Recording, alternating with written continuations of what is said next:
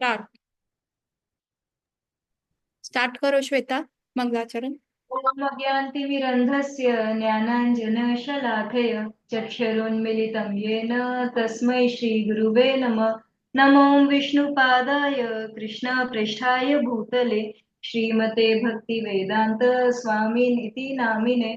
नमस्ते सारस्वते देवे गौरवाणी प्रचारिणे निर्विशेष शून्यवादी पाश्चात्य देशतारिणे। जय श्री कृष्ण चैतन्य प्रभु नित्यानंद श्री अद्वैत गदाधर शिवासादि गौर भक्तवृंद। हरे कृष्णा कृष्णा कृष्णा हरे हरे, हरे राम राम राम हरे हरे। वाञ्छाकल्पतरुभ्यश्च कृपा सिन्धुभ्यैव च पतितानां पावनेभ्यो वैष्णवेभ्यो नमो नमः। तो हरे कृष्णा एवरीवन, आप सबका स्वागत है आज की क्लास में। और कल की क्लास में हम डिस्कस कर रहे थे कि चैतन्य महाप्रभु जो है अब गया से आ गए हैं, उन्होंने दीक्षा ले ली है, उनके स्वभाव में एकदम 360 डिग्री चेंज आ चुका है।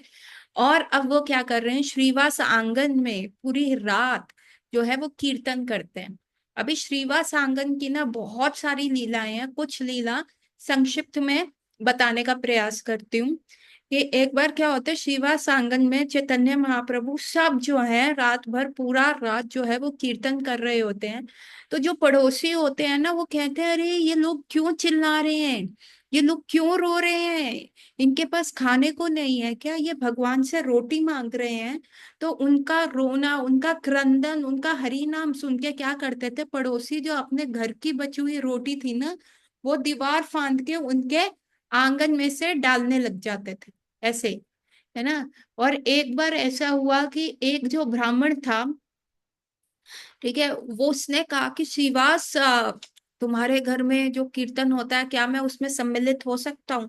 तो एक्चुअली चैतन्य महाप्रभु का बहुत स्ट्रिक्ट रूल था, बहुत ज्यादा स्ट्रिक्ट रूल था कि उसमें सिर्फ वही लोग कर सकते हैं जो चैतन्य महाप्रभु के एसोटोरिक सर्कल में थे, जो हरि नाम पे जिनकी श्रद्धा थी, जो हरि नाम बहुत अच्छे से करते थे, जो हरि नाम बहुत स्ट्रोंगली फॉलो करते थे।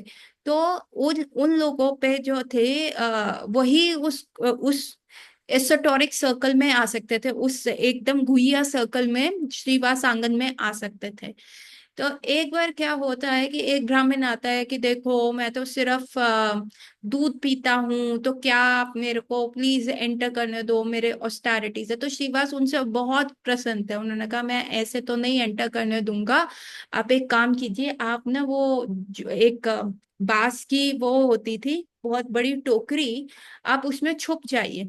तो वो व्यक्ति क्या करता है, छुप जाता है। और तब चैतन्य महाप्रभु बहुत वहां पे कीर्तन कर रहे होते हैं, रात को कीर्तन शुरू होता है।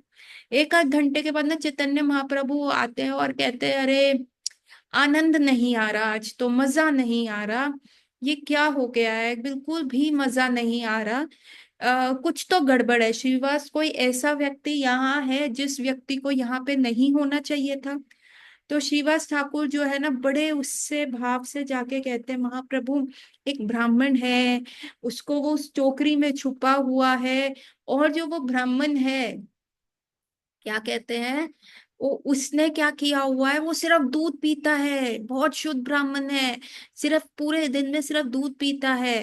तो चैतन्य महाप्रभु ने कहा हाँ, तो दूध पीता है तो क्या दूध पीने से क्या एक दिन में और कुछ ना खाने से क्या आपको ठाकुर जी मिल जाएंगे, क्या आपको कृष्णा मिल जाएंगे, है ना। ऐसी तपस्या या ऑस्टेरिटीज करके ठाकुर जी नहीं मिलते, सिर्फ डिवोशनल लविंग डिवोशनल सर्विस से ठाकुर जी मिलते हैं। और जब चैतन्य महाप्रभु ने ऐसा बोला, तो वह ब्राह्मण बहुत दुखी हृदय से हो गया और उसने मन में प्रे किया, ओ मैंने अपना जीवन के कितने वर्ष नष्ट कर दिए।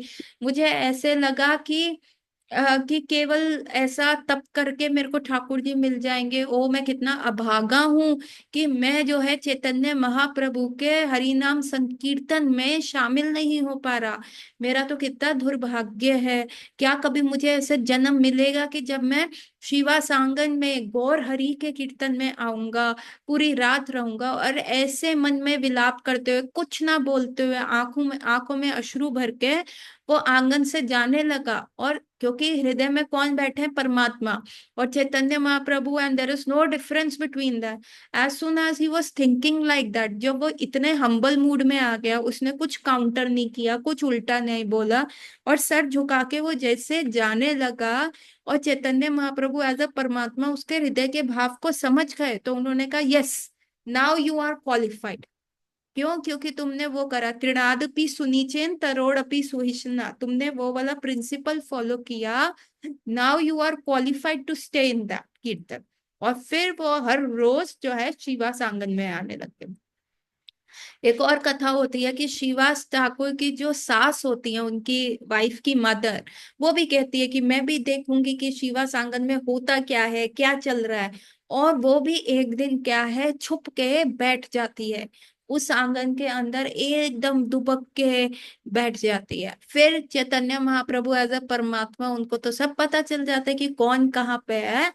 तो उन्होंने कहा, श्रीवास, आज भी ऐसा लग रहा है, आनंद नहीं आ रहा, कोई ऐसा व्यक्ति है जिसको यहाँ पे नहीं होना चाहिए, वो व्यक्ति फिर भी यहाँ पे है, श्रीवास, क्या तुम देखोगे? और फिर उन्होंने कहा, नहीं महाप्रभु, ऐसा तो कोई व्यक्ति नहीं है। एंड फाइनली कमरे को सर्च किया गया, तो एक ट्रंक के पीछे जो है श्रीवास ठाकुर की सास थी।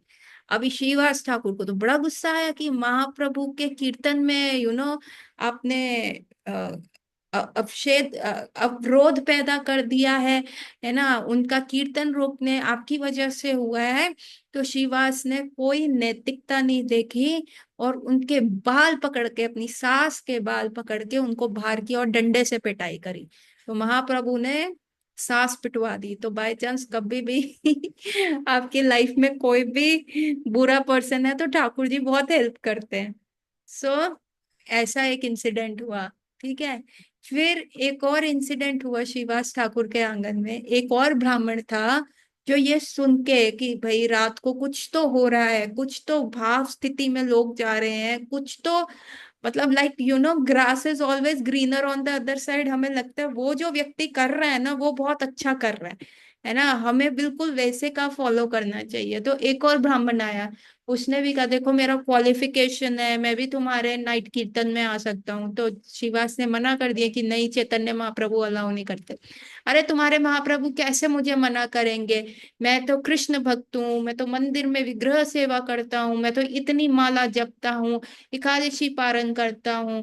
तो ये सारे उसने अपने गुण गिनवाए। तो श्रीवास ठाकुर ने कहा, हाँ हाँ, आप तो बहुत अच्छे वैष्णव है, परम वैष्णव है, तो आप आ जाइएगा, पर मैं कह नहीं सकता।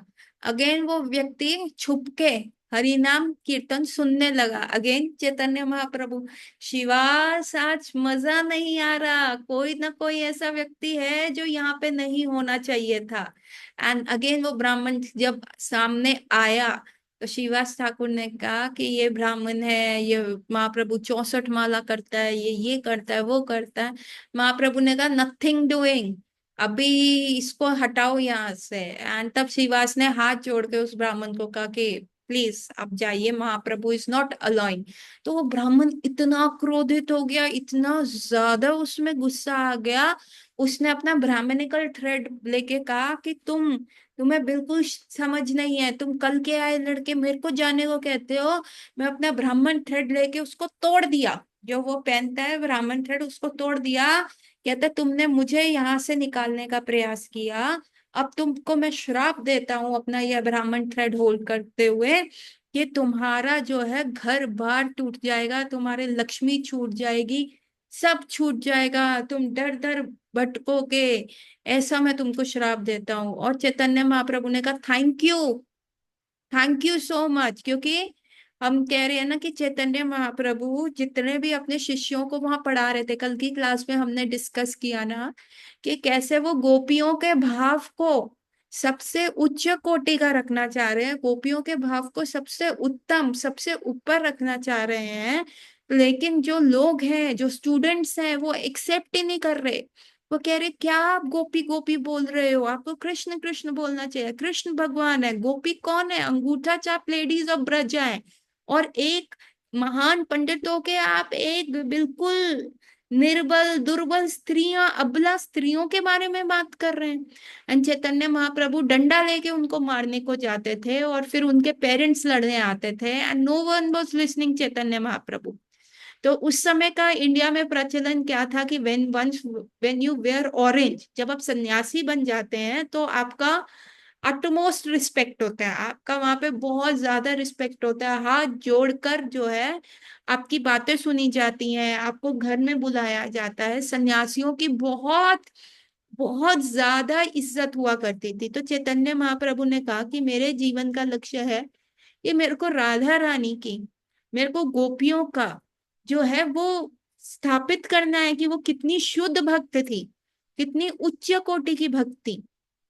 तो उसको मुझे स्थापित करने के लिए अभी मुझे घर बार छोड़ना पड़ेगा। And now he was contemplating, उनका हेडेक हो रहा था कि मैं कैसे छोड़ूं, मेरी मदर विधवा है ना, एंड आई जस्ट री मैरिड, है ना। मेरी जो वाइफ है, जब चैतन्य महाप्रभु 24 ईयर्स के थे, उनकी वाइफ 16 ईयर्स की थी, and they were married just for few years, है ना। तो ही वॉज थिंकिंग कि मैं क्या करूं, कैसे करूं, कैसे मैं इन लोगों को समझाऊं।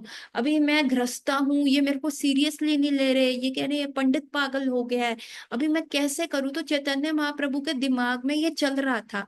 और जैसे ही उस पंडित का श्राप मिला, now Chaitanya Mahaprabhu was free, कि अब क्या है, this is the right time, अब मुझे क्या है, यहां से निकलना है, मुझे यहां से हटना है।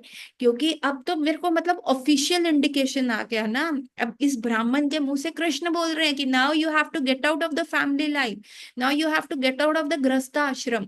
उस ब्राह्मण ने यही शाप दिया ना कि तुम्हारा सब ऐश्वर्य खत्म हो जाएगा। ऐश्वर्य कैसे खत्म होगा, मतलब अब आप अनएम्प्लॉयड हो जाओगे, आप कुछ भी इंजॉय नहीं कर पाओगे, तो आप अपनी वाइफ को भी नहीं इंजॉय कर पाओगे, आप अपने घर को भी नहीं इंजॉय कर पाओगे। सो महाप्रभु ने हाथ जोड़ के उसको थैंक यू बोला कि धन्यवाद, आपने मेरे को ये श्राप दिया, I was looking forward for it. आपने जो मेरे दिमाग में दुविधा चल रही थी वो खत्म कर दी। जब उन्होंने ऐसा बोला, no one in the group circle could understand this, कोई भी नहीं समझ पा रहा था कि महाप्रभु ने ऐसा क्यों बोला, और लोगों ने तूल भी नहीं दिया। एवरीवन वाज मोर कि देखो कैसा ब्राह्मण है, कैसा निर्लज है, महाप्रभु के शिवा सांगन में आके महाप्रभु को ऐसा बोल गया। So that was one incident. And there was one more incident that happened in Srivas Angan, the very famous incident. किसी को पता है? श्रीवास ठाकुर के पुत्र की मृत्यु वाला incident. I have given you an hint also. किसी को पता है? Anyone who wants to speak? ये मैंने बताया है, टेम्पल में बताया है। हाँ जी, पता है माता जी। बोलो, कथा बताओ वो पूरी। मुस्कान को भी पता है, उद्धव वही तो को मैं बता पता रहा है, हूँ। बट बोलो तो सही। उद्धव बोलो। जब चैतन्य महाप्रभु कीर्तन कर रहे होते हैं शिवा प्रांगण में, तो उनकी ना पुत्र की डेथ हो जाती है, शिवास ठाकुर के। किसके पुत्र की तो डेथ हो शिवास जाती है? ठाकुर जो पत्नी होती है बहुत, श्रीवास ठाकुर के, हम्म। श्रीवास ठाकुर जी की पुत्र की डेथ हो जाती है ना वहाँ पे। फिर क्या फिर ना होता है? उनकी वाइफ बहुत रो रही होती है, तो श्रीवास ठाकुर आ रहे होते हैं। तो उन्होंने कहा अभी मत रो, अभी महाप्रभु का, जब उनकी वाइफ रो रही होती है तो शिवास ठाकुर आते हैं, बोलते हैं अभी मत रो, अभी महाप्रभु का कीर्तन चल रहा है, उनके कीर्तन में कोई भी बाधा नहीं आनी चाहिए, हम बाद में रो लेंगे। और उसी वक्त चैतन्य महाप्रभु उनके घर में आ जाते हैं। और फिर क्या होता है?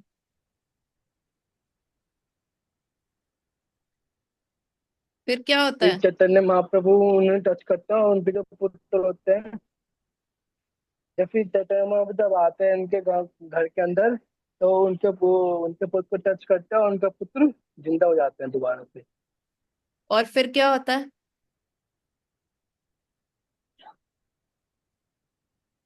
फिर नहीं पता। मुस्कान, आप ऐड करोगे या आप बोल पाओगे? ममता, आपको पता है?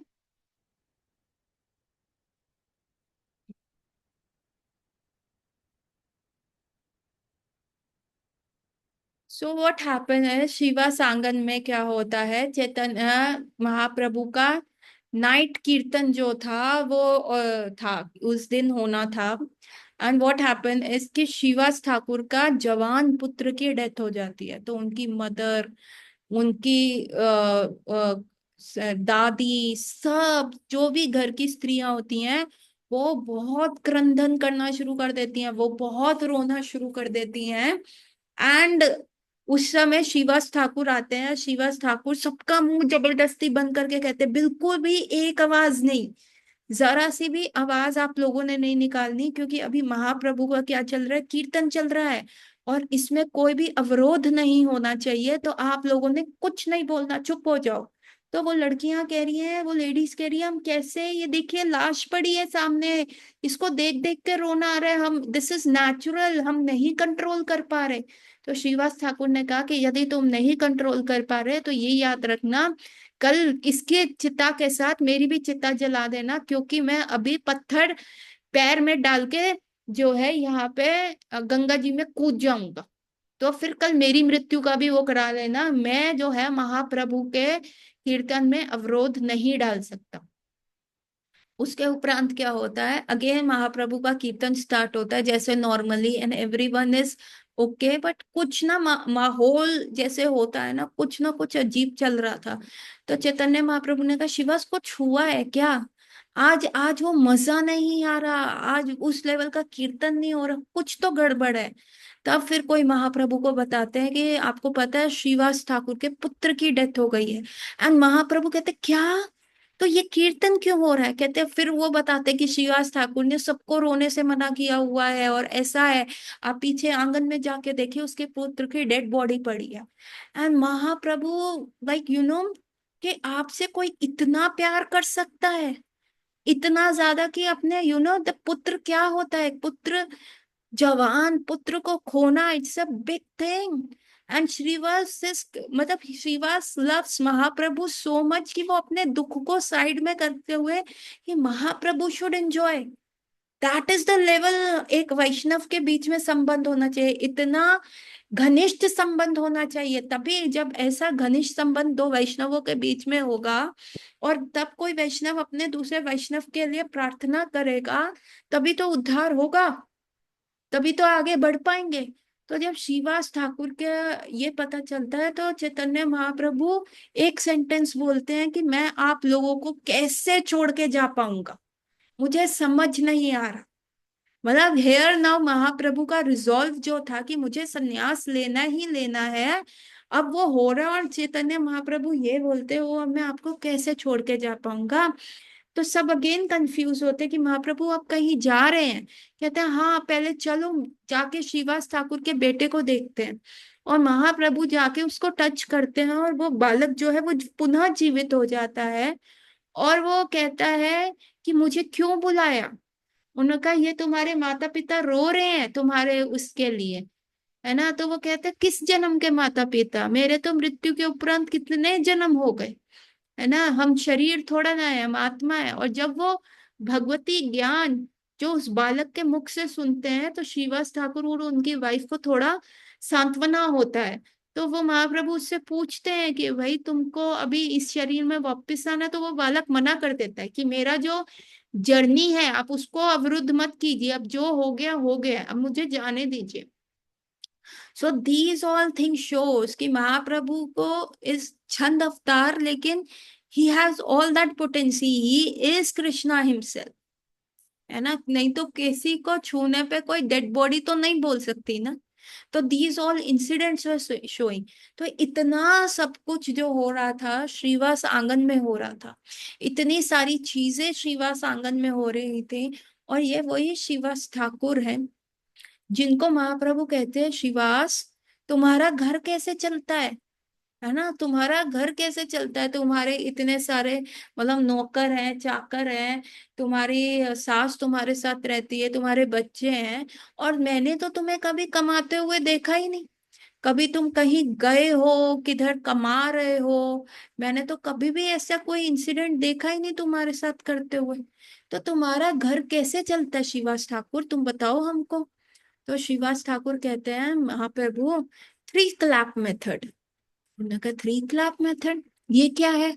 उन्होंने कहा एक बार मैं क्लैप करता हूँ जिस दिन हमारे पास कुछ भी खाने को नहीं होता, यदि ठाकुर जी प्रोवाइड कर देते हैं वेल एंड गुड, नहीं तो मैं फास्टिंग कर लेता हूँ। कहते हैं अच्छा। कहते हैं दूसरे दिन फिर मैं उठता हूँ और फिर मैं क्लैप करता हूँ, ताली बजाता हूँ 3 बार। और अगर ठाकुर जी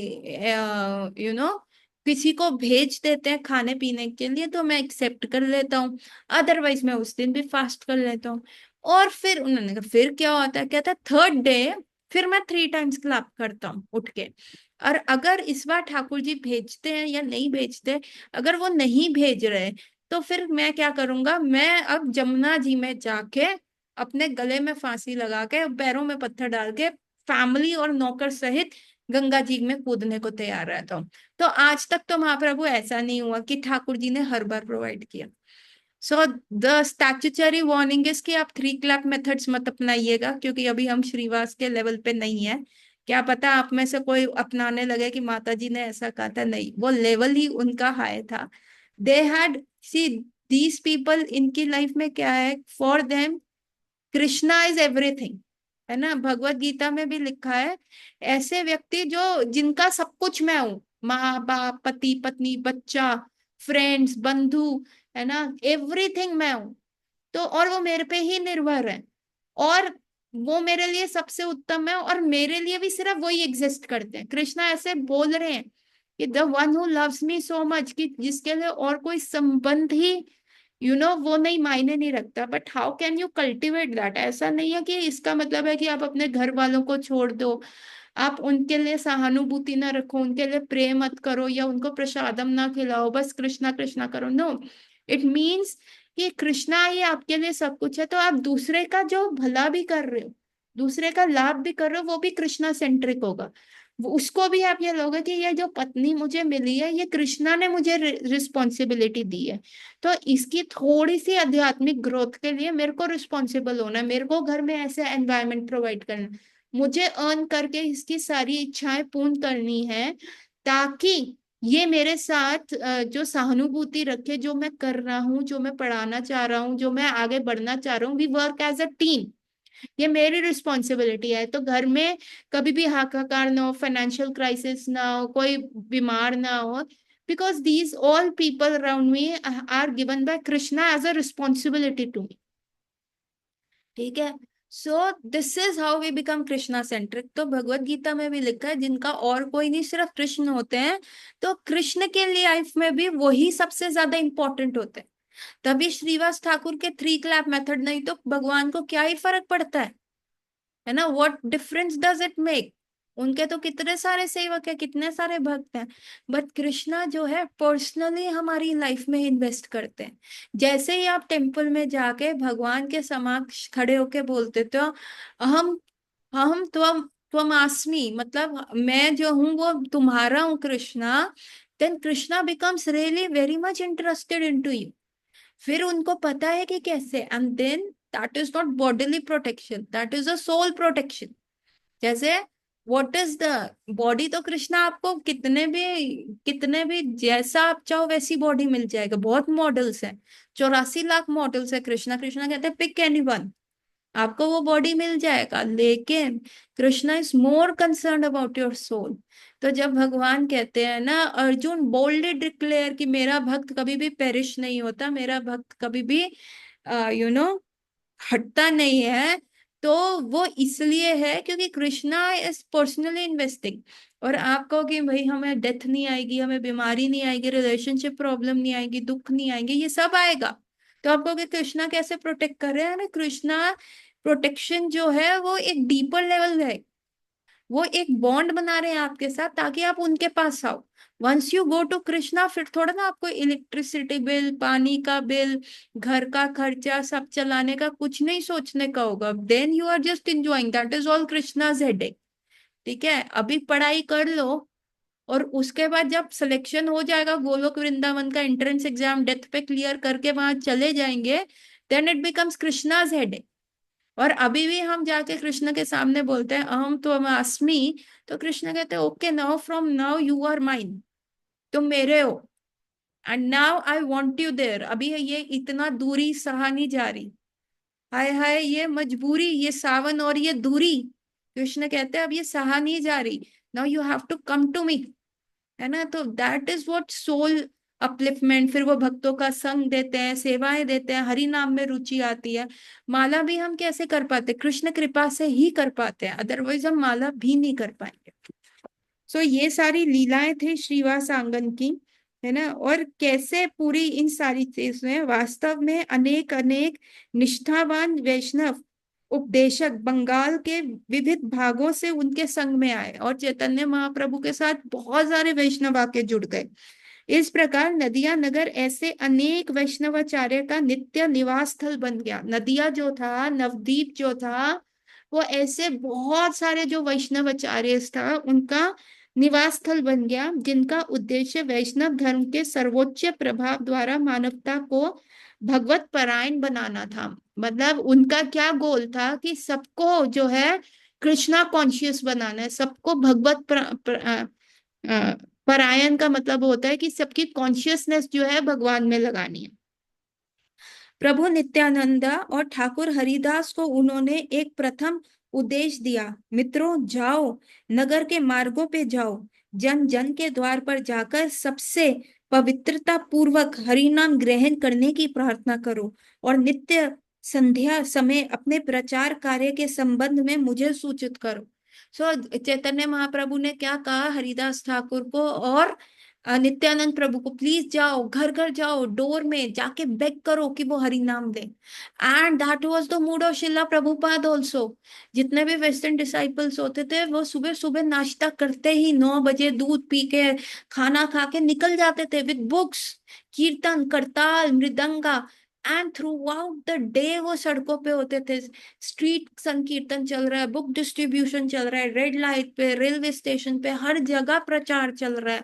एंड शाम को वो थके हारे पसीने में लथपथ होके 7-8 बजे आ रहे हैं, and Shila Prabhupada was waiting for them.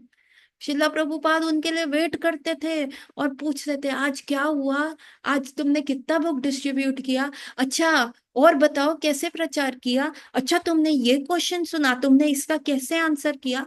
ये चर्चा होती थी। And Prabhupada like a small boy, छोटे से लड़के की तरह ठाके मार के हंसते, अरे वाह तुमने तो ये बहुत अच्छा पॉइंट दिया, आज तुमने इतना बुक डिस्ट्रीब्यूट किया।